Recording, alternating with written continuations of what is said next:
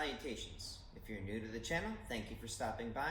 My name is Eric Moss and I am a modern day performing strongman as well as a personal trainer. If you're unfamiliar with what a modern day performing strongman is, basically I perform feats of strength as part of what would normally be a live show. However, with the world currently in shutdown, I had started a YouTube series where I was performing feats of strength with a different one each week until life returns to normal. Part of being on the YouTube channel is I encourage people to ask questions, leave comments and stuff like that because one, it gives me more content. It also helps with that YouTube search algorithm, and because I wanted to be able to interact with you guys.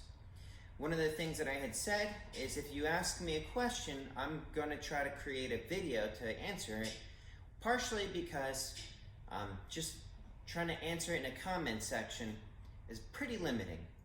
It's much easier to actually try to explain things through a video because it can be just a little bit lengthy. A lot of times the questions, even though they seem simple, there's more to it than you would expect.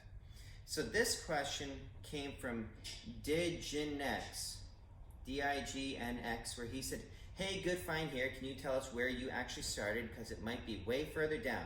How your muscles recruitment genetics were in the beginning. To what factor did your genetics come into play, do you think?" Thank you for asking the question. Truth be told, I don't really know. In terms of like what my personal genetics are, I wasn't a star athlete or anything like that in high school. I don't come from a family of star athletes.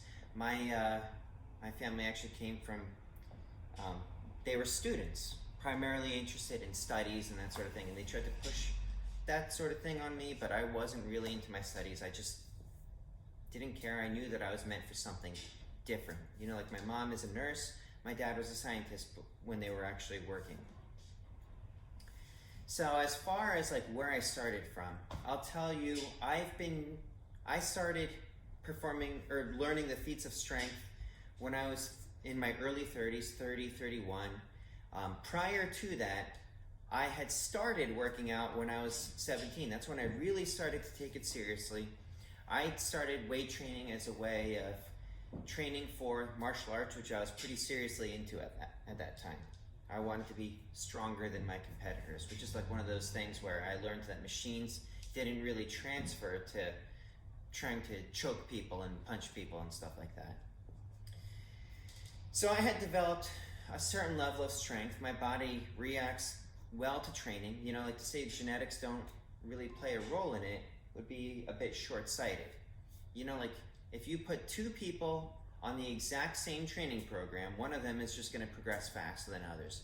I progressed pretty decent with what I was doing, and I knew that even as a smaller guy, when I was in an actual gym, like a bigger gym, I would see one of these big gym bro douchebags that would lift big weights and then leave it on the floor.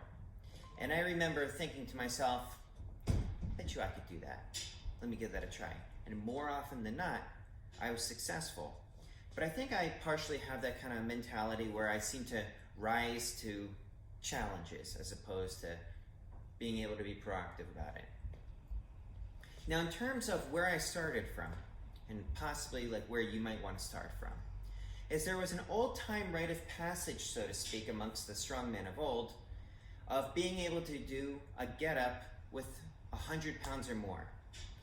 And when I had been training with kettlebells for a bit beforehand, and I was able to do a get-up with 100 pounds before I started working with my first strongman mentor, the late great New Jersey Superman, Greg Matonic. Now, as for where he started me from, he took a steel bar that he thought I could probably bend. It was 1/2 inch round at, I think it was around 4 feet long. And that wasn't really an issue. I just had to kind of wrap my mind around the fact that yes, I too could bend steel. And I progressed pretty well under Greg's direction. Supposedly, I was the second fastest of his students to learn the feats of strength, which at the time I was hungry.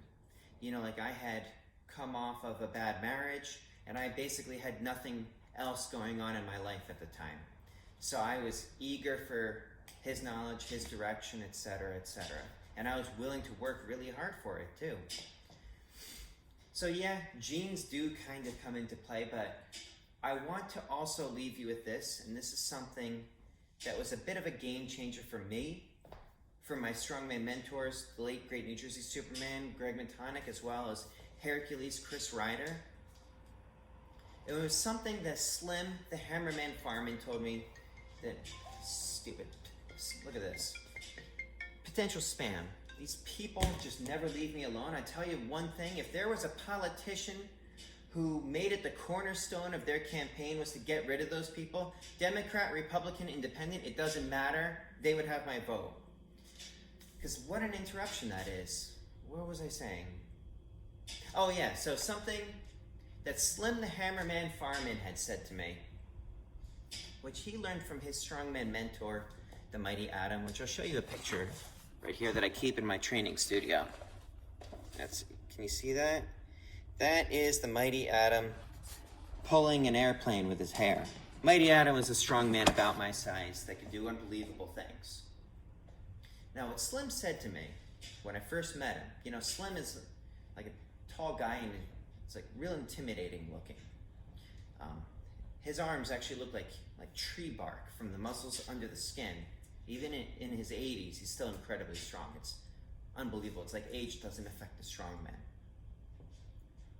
So what Slim said to me, he said, "Son, did you know that there is a power within you that is equal to every strong man in history, including me?"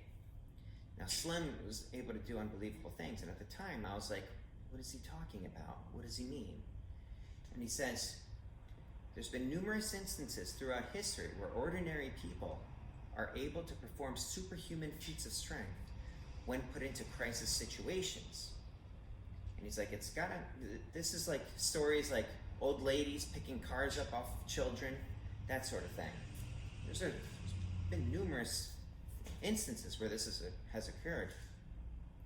And he says, it's got to make you wonder, if that power is within them at that moment when they need it most, isn't it in you too? Isn't it in all of us?